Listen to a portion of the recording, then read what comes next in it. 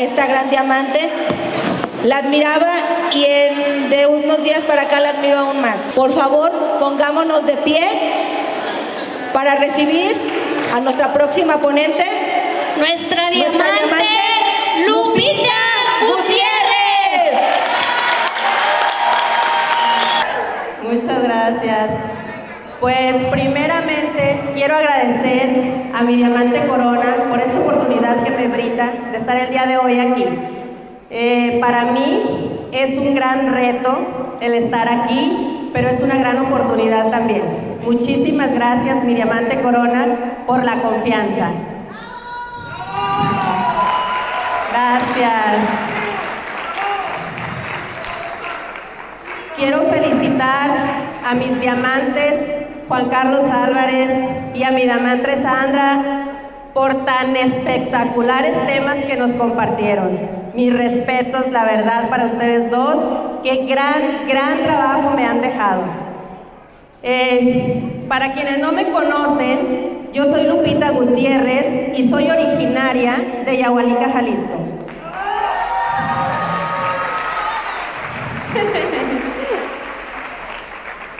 Mi tema, yo lo titulé Construye tu futuro.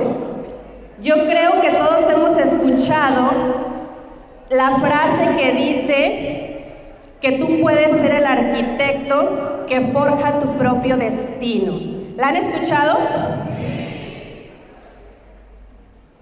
Quise empezar con esa frase porque es la verdad. Nosotros somos el arquitecto de nuestro propio destino. Hace como 2 meses más o menos yo leí un libro y en ese libro yo encontré una frase en las primeras páginas que a mí me impactó mucho y quise empezar con esa frase.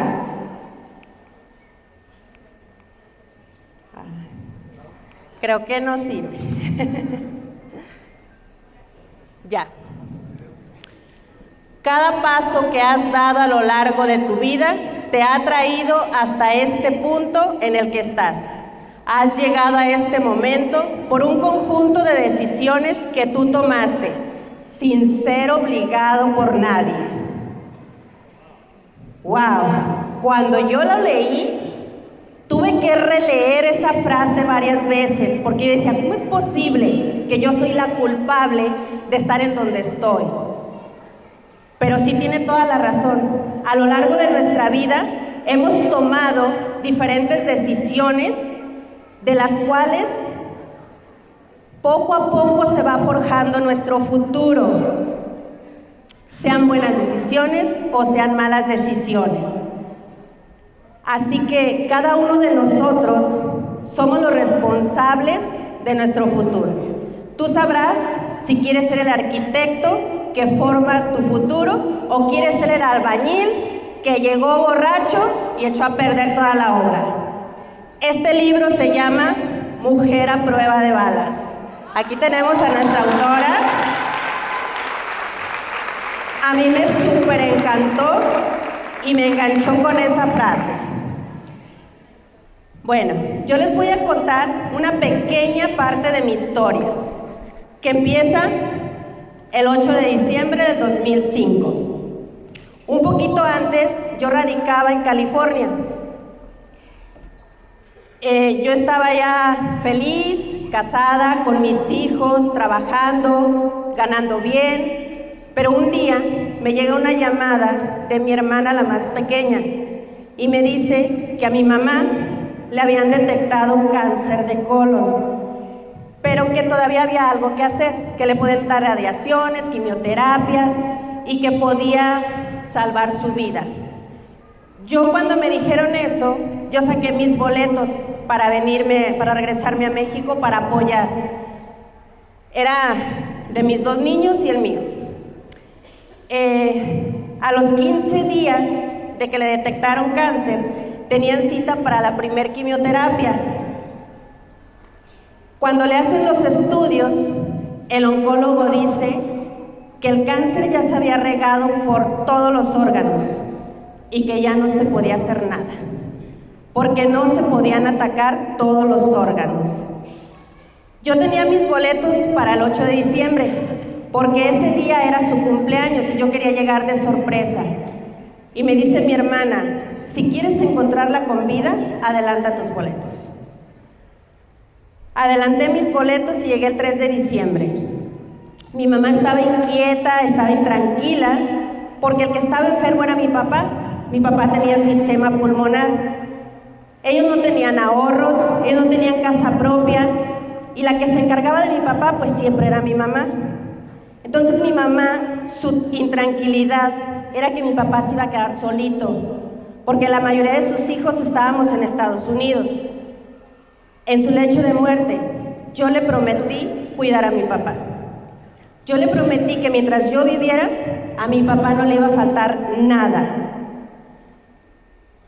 Falleció el 8 de diciembre, el día de su cumpleaños. A partir de ahí, mi papá se quedó conmigo. A los pocos meses, tuve problemas con el papá de mis hijos, que no quería que me quedara en México, que quería que me regresara.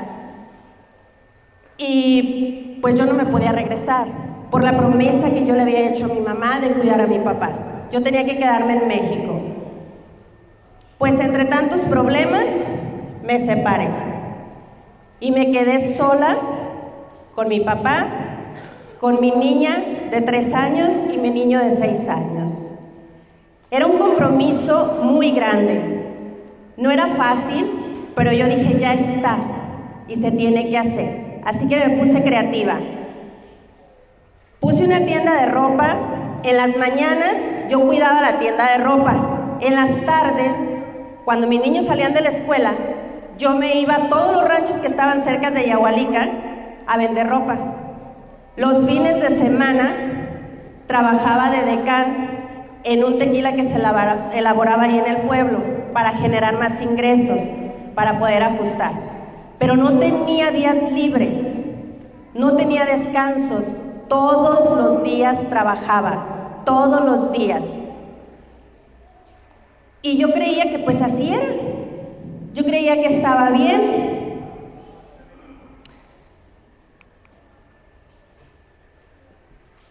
A los 3 años de haberme separado, llega el amor a mi vida nuevamente. Llega un hombre que me enamoró, una persona increíble, maravillosa, que se ganó mi corazón, mi respeto, mi admiración. Y no solamente de mí, también de mis hijos, que para mí eran lo más importante. Que mis hijos lo quisieran, que mis hijos lo respetaran, que mis hijos lo adoraran, era algo súper importante para mí. Por esas mismas fechas llega el multinivel a mi vida, pero yo ya estaba a gusto, porque yo sentía que no me faltaba nada. Yo tenía, según yo, mi buen trabajo, tenía mis niños conmigo, mi papá, mi pareja, que me apoyaba incondicionalmente en todos los aspectos. Yo me sentía querida, me sentía protegida. Entonces yo estaba en una zona de confort cuando llega el multinivel a mi vida. Yo recuerdo que cuando me invitaron al negocio, por quien yo conocí el negocio fue mi hermana, una de mis hermanas, y ella estaba emocionadísima y ella me decía, es que aquí se gana mucho dinero, es que aquí podemos comprar todo lo que queramos. Y a mí cuando me dieron el plan de negocios, pues a mí no me interesó, pero yo miraba a mi hermana tan emocionada que yo dije, pues lento. Me inscribí, pero como estaba en una zona de confort, donde yo creía que no necesitaba nada, pues no hacía nada. Yo recuerdo que mis líderes iban, me llamaban, me buscaban, y yo a todos les decía que sí, pero no hacía nada. Una vez hicimos una degustación, hicieron una degustación aquí mis líderes, mi doble diamante Andrea, mi triple diamante Cheli, donde me invitaron, ahí en Yahualica. Me dijeron, invita personas. Yo les dije que sí. Y yo recuerdo que no invité a nadie, pero yo sí fui. Y cuando estábamos ahí, Iba pasando mi comadre, Luz Donoso, y le dije, vente, hay una degustación, pues yo no había invitado a nadie. Y ella se pasó y se ingresó. Ahí estaban mis líderes Mayus, mi líder Miriam, se ingresó. Y después me agendaban para degustaciones, me agendaban para planes. Y yo siempre decía que estaba ocupada, que yo tenía agenda llena, y ni agenda tenía. Aferrada a mi negocio, aferrada a mi tienda de ropa, había veces que estaba toda la tarde ahí y no vendía nada, pero yo ahí estaba aferrada todo el tiempo, dejando pasar una oportunidad grandiosa que tenía en mis manos, pero yo no me daba cuenta. No me daba cuenta porque cuando estamos en una zona de confort, no nos damos cuenta que pasan oportunidades por enfrente de nosotros y no las vemos. Creemos que tenemos la vida comprada y que la vida siempre va a ser así de bonita. Nunca nos detenemos a pensar un instante en lo que va a pasar más adelante. El 22 de noviembre del 2020, hace 2 años, la vida me cambió totalmente. Yo tenía un pilar grande en mi vida, una persona que no necesito describir tanto, que la foto dice más que 1000 palabras. Meses antes de esa fecha, mi papá se empezó a sentir mal. Lo llevamos a que le hicieran estudios y tenía cáncer de próstata.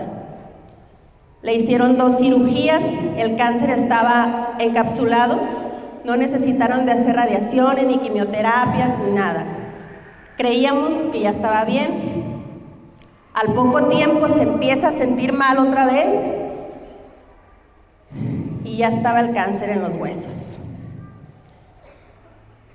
El oncólogo nos dice que ya no había nada que hacer. Yo sentí una impotencia, y más porque con toda la gente que platicaba me decían que era el cáncer más doloroso que existía. Yo recuerdo que yo solo miraba a Dios, volteaba para arriba y le decía, Dios mío, tú haz todo lo que tú tengas que hacer, pero yo no quiero que mi papá sufra. Yo no quiero verlo sufrir, porque yo recuerdo que mi mamá gritaba del dolor. Y yo dije, si el cáncer de huesos es más fuerte, ¿cómo va a sufrir mi papá? ¿Cómo va a estar? Pero mi papá no sufrió ningún dolor. Ni uno solo.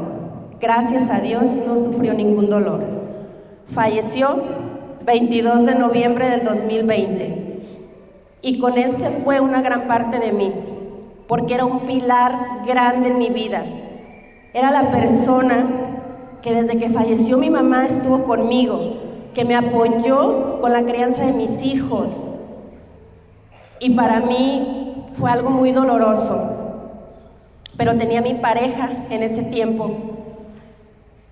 Llorábamos juntos, me apoyaba, yo me sentía fortalecida, porque todos mis hermanos, mis hermanas, tenían sus esposos, sus esposas, sus hijos con ellos. Yo no. Yo estaba sola.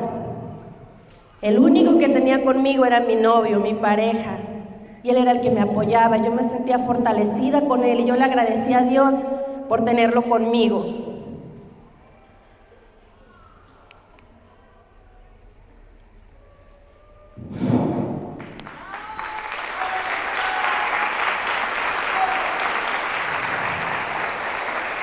Dos meses después, también él se va.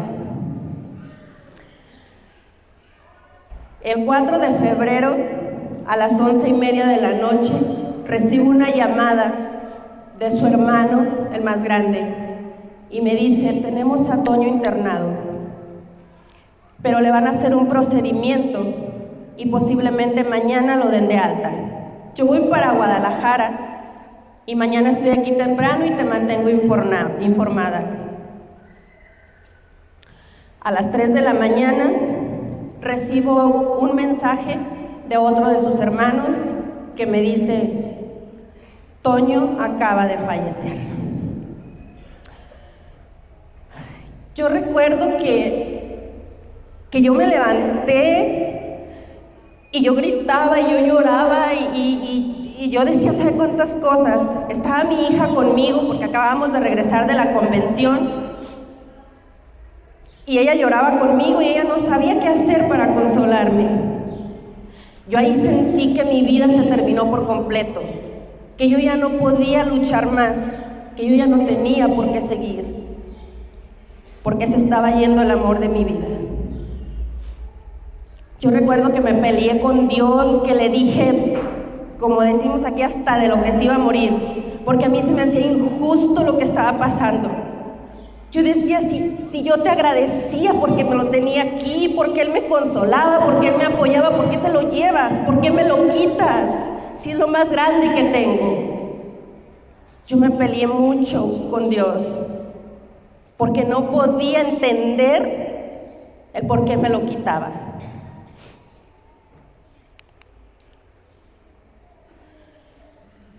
Días después, iba bajando las escaleras de mi casa y veo esta imagen de mi hija. Esa perrita que está ahí, me la dejó mi novio. Él la quería muchísimo, siempre la traía con él para todos lados. Y él me la dejó. Veo esa imagen de mi hija así y escucho que le dice: yo sé que tú también estás triste porque papá murió. Yo también lo estoy. A mí también me duele mucho, pero tenemos que ser fuertes porque mamá nos necesita. Cuando yo escuché eso, sentí otro dolor en mi corazón. Empiezo a recibir mensajes del papá de mis hijos que me dice que mi hijo estaba en depresión, que mi hijo no quería salir de su cuarto, que no quería comer, que nada más salía a trabajar y regresaba y se encerraba en su cuarto con las luces apagadas y no quería hablar con nadie. Yo en el dolor que estaba sintiendo, yo no me daba cuenta que también ellos estaban sufriendo, porque ellos perdieron a su abuelito, que no lo querían como un abuelito, lo querían como un padre. Ellos perdieron a Toño también, que ellos también lo querían mucho. Incluso mi hija se tatuó el 5 de febrero, aquí lo trae tatuado. Y aparte de eso, estaban viendo a su madre destrozada. Entonces entendí que yo todavía tenía 2 motores para seguir adelante, que esas 2 personitas que estaban ahí me necesitaban y que yo tenía que levantarme. Yo me sentía en un laberinto sin salida. Yo no sabía de dónde iba a sacar fuerzas para seguir adelante, pero tenía que hacerlo. Yo dije, tengo que salir adelante, pero ¿cómo le hago? Yo ya no quería regresar a lo mismo. Aparte estábamos en pandemia. En mi tienda no se vendía nada, porque la gente estaba encerrada, no salía, no vendía nada. Yo decía, ¿qué voy a hacer? Lo que antes hacía de tener la tienda, de irme a los ranchos a vender, no lo podía hacer porque estábamos en pandemia. Y recordé las palabras que una vez me dijo mi doble diamante corona, Anita Álvarez: en este negocio puedes conseguir lo que tú quieras. Entonces decidí hacer el negocio, pero hacerlo en serio. Decidí hacerlo en serio. ¿Cómo es hacerlo en serio? ¿Cómo se prepara un arquitecto para hacer una casa? Yo no voy a ir con mi vecino a decirle que quiero que me diseñe una casa, porque no sabe, no está preparado. Se me va a caer la casa. ¿Con quién voy a ir? Con alguien que esté preparado, con alguien que ya estudió. Este negocio es igual. Este negocio también nos tenemos que preparar, también tenemos que capacitarnos. Y fue lo que yo empecé a hacer. Me empecé a capacitar, me empecé a apegar al sistema educativo. empecé a leer mi primer libro, que era el de los secretos de la mente millonaria. Me súper encantó. Yo recuerdo que yo estaba emocionadísima. Leía páginas del libro, y en ese tiempo mi diamante Rubén y yo éramos vecinos de negocios, y en ese tiempo los atendíamos nosotros. Ahorita ya no, ahorita ya los dos somos 100% CISAI. Tenemos nuestros respectivos negocios, pero ya no los atienden, ya no los atendemos nosotros. En ese tiempo, sí, entonces yo iba emocionadísima con él y le decía, es que el libro dice esto, y es que el libro dice este otro. Y él nada más se quedaba viendo y le daba risa. Y nada más me decía, qué bueno que te está gustando. Yo decía, pero no le voy a decir que es mi primer libro, porque qué vergüenza, ya tanto tiempo en el negocio, es mi primer libro. No te diste cuenta, ¿verdad, mi diamante? Ahí empecé yo a leer y ¿cómo se puede decir? Como a reforzar mi creencia. Me prometí que no iba a faltar más a ningún seminario, que no iba a faltar a mis formaciones empresariales, que no iba a faltar a nada de las capacitaciones que hubiera. Yo recuerdo que en ese tiempo aquí mis diamantes hacían talleres en Yahualica, y dije, yo no me falto a ningún taller, yo no falto a nada porque me tengo que preparar y tengo que aprender de las personas que ya tienen los resultados. Ese fue mi propósito y eso fue lo que yo hice. De cuando yo me determiné, a los 6 meses llegué a diamante.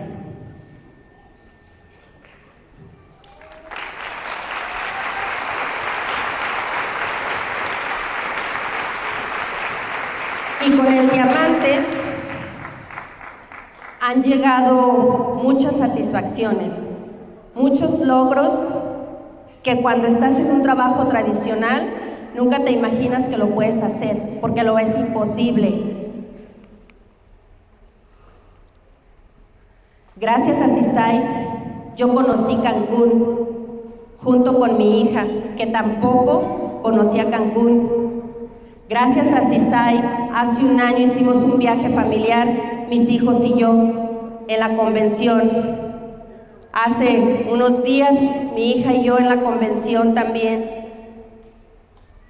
Y gracias a CISAI, me pude comprar una camioneta del año, que nunca me hubiera imaginado poder comprarla, porque lo miraba muy lejos, imposible. Yo me sentía en un laberinto sin salida. Yo sentía que no tenía opciones para seguir adelante, pero decidí transformar mi dolor en fortaleza. Decidí empezar a construir mi futuro, porque yo no quería seguir viviendo como vivía en años anteriores. Yo quería vivir algo diferente. Yo no sé por qué estás el día de hoy aquí. Lo que sí sé es que no es casualidad, porque las casualidades no existen. Si estás aquí el día de hoy, es por algo. Si te tocó escuchar mi historia, es por algo. Tú decides lo que vas a hacer de aquí en adelante. Yo no sé por lo que tú estés pasando el día de hoy. Si estás pasando por la muerte de un familiar, si estás pasando por una ruptura amorosa, o si simplemente estás en tu zona de confort. Eso solo tú lo sabes. Yo lo único que te puedo decir es que si yo pude hacerlo, tú puedes hacerlo. Para mí, mi mejor medicina fue apegarme al sistema educativo y poner acción. Porque gracias a eso, yo tenía mi mente ocupada. Nunca se me olvidaba, claro que no. Hasta la fecha lo sigo teniendo aquí en mi corazón y siempre va a estar ahí. Pero tú decides si quieres ser el arquitecto de tu propio destino o te quieres quedar donde estás. Yo pude haberme quedado encerrada en mi casa, llorando, flagelándome y renegando por lo que pasó. Pude haberlo hecho, pero decidí no hacerlo. decidí hacer algo diferente y decidí que quería que mis ángeles se sintieran orgullosos de mí. Y yo sé que el día de hoy se sienten orgullosos de mí. Si tú te decides hacer algo diferente, si tú te decides hacer el negocio como es, apegarte al sistema educativo, apegarte a los básicos, nos vemos en Diamante. Muchas gracias.